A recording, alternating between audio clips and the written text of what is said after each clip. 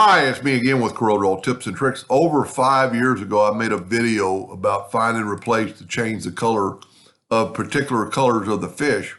And if we go to edit, I'm just going to do it real quick, find and replace. And if you select, let's select that gold one and go down to from selection and then find all.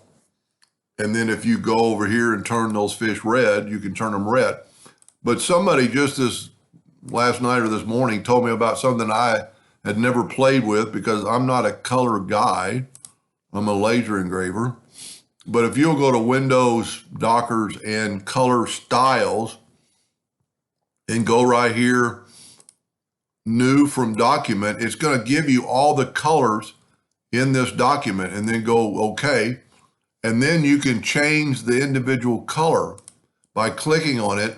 And you could change it right here, or you could go to the Harmony editor and watch the fish that I've changed, the orange ones, make them more yellow, make them greener, less green, dark green, and play around with that. Or you can go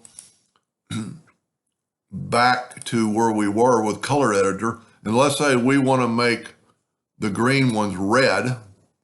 Well, red and at least RGB is 25500.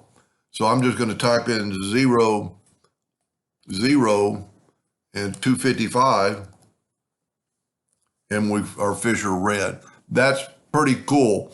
I have really just started on figuring out what the possibilities are.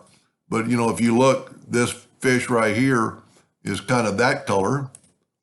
So you could do the Harmony editor and watch, see it's got like 3 different colors, but if we change one of the bars, look at it changing the fish to green to brown. We'll move it over here and make them red. So I thank that subscriber for kind of turning me onto that and hope that helps somebody. And thank you for watching.